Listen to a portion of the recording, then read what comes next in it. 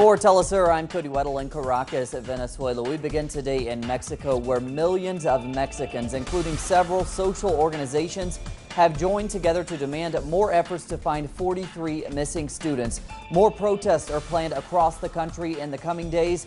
Our correspondent Clayton Kahn is following all of it.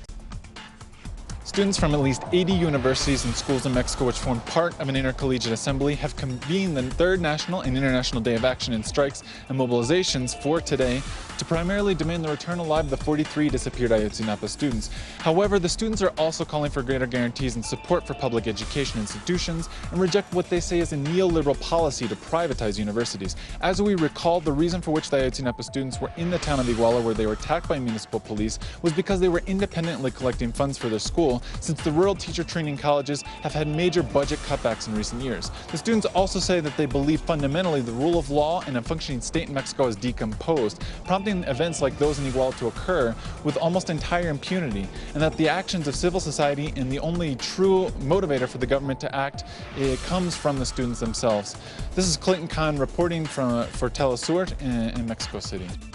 And thanks to Clayton. And we go to Colombia now, where the government has reclaimed more than 61,000 acres of land from the notorious Emerald Baron Victor Carranza. Carranza has been accused of working with right-wing paramilitary groups. He was stripped of the land following a decision by the Colombian courts declaring his acquisition of the property illegal.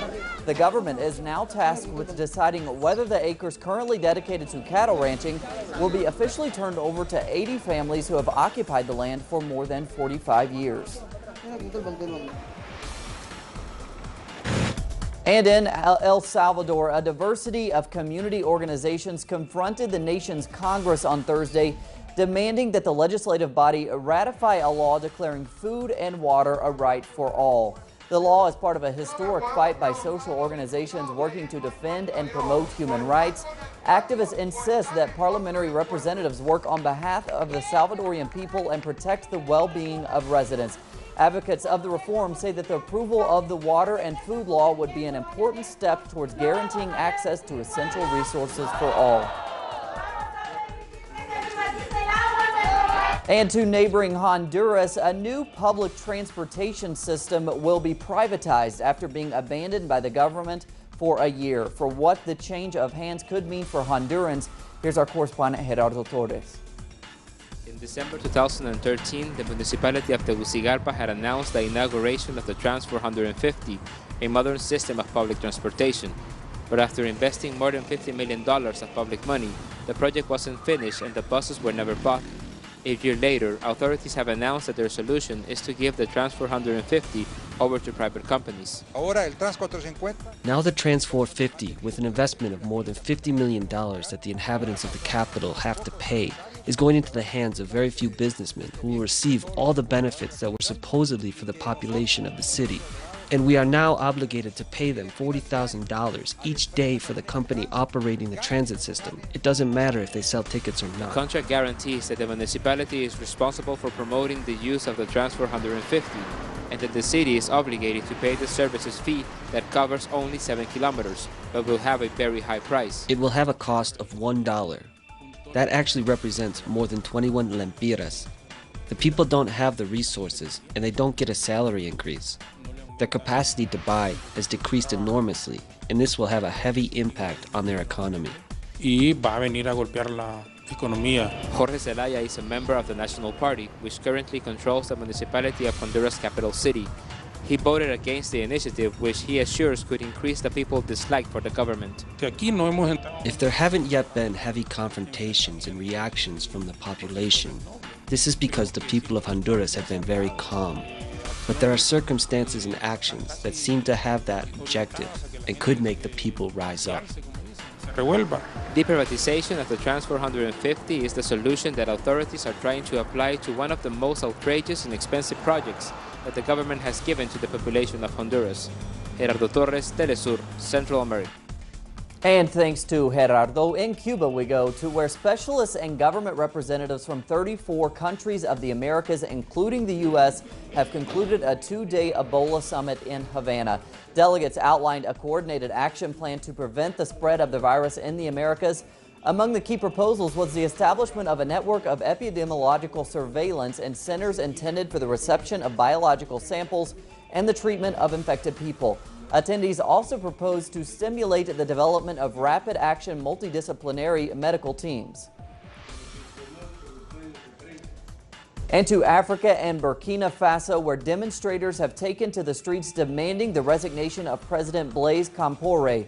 Compaoré has served as president for 27 years. Protests have intensified since the army seized control of the West African nation. The opposition leadership urges protesters to occupy public spaces today in the capital of Ouagadougou. Compaoré agreed to seek another term but says he will remain in office until 2015.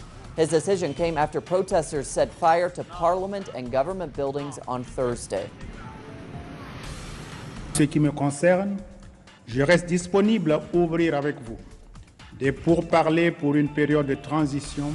As far as I'm concerned, I remain available to open talks with you about a transitionary period after which I will hand over power to a democratically elected president.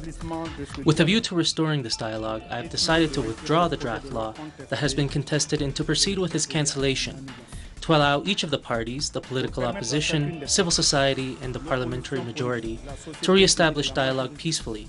This is what I am deciding. The government is dissolved. As of today, October 30th, I declare the state of emergency on the national territory. À compter de ce jour 30 octobre, je déclare annulé l'état de siège sur toute l'étendue du territoire national. In the Middle East, fresh clashes have erupted between Palestinians and Israeli forces in the West Bank. It adds to building tensions over Israel's forced closure of the Al-Aqsa Mosque. The fighting between both sides follows the shooting death of a Palestinian man suspected of attempting to kill an extremist Jewish rabbi. Today, Palestinian protesters took to the streets in Al-Quds, East Jerusalem, to express their outrage over the killing. In response, Israeli forces fired tear gas and rubber bullets to disperse the angry crowd.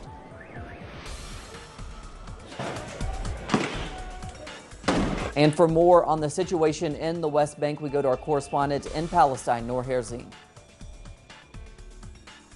On Wednesday, the Israeli forces took the decision of sealing off the holy compound of Al-Aqsa Mosque. However, after calls from the US and some Arab countries, this morning the Israeli side decided to reopen Al-Aqsa Mosque for Muslim worshippers to pray on Friday in the Al-Aqsa Mosque. However, there was restrictions on the entry in Al-Aqsa Mosque. Men under the age of 50 years old were not allowed. After this Israeli decisions of closing and opening and clashing with the youth, several clashes broke up this morning and this afternoon in several cities and towns of the West Bank, especially around the holy city of Jerusalem. Until now, the Palestinian medical sources confirmed that at least 10 Palestinian injuries arrived to the hospitals in the West Bank. And thanks to Noor, we move now to Syria, where the government of Bashar al-Assad is accusing Turkey of allowing foreign mercenaries to enter into Syria. In recent days, the border between both countries has been open to allow Kurdish fighters to join the fight against Islamic State extremists in the besieged Syrian town of Kobani. It comes after the Turkish government had long refused the Kurds to join the anti-IS fight. The Syrian government is charging that mercenaries are being permitted to cross into Syria, possibly in an attempt to overthrow President Bashar al-Assad. On a lighter note, we end this Halloween afternoon on a shadowy note. In Hong Kong, actors use their bodies to narrate spooky stories for the kickoff of All Hallows Eve. The silhouette performance is directed by Harold Fuss and tells the story of a young child's nightmare before waking up and realizing that all is well with the world.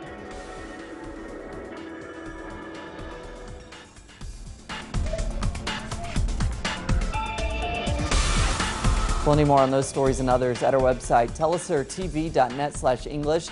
For Telesur English, I'm Cody Weddle. Have a great day.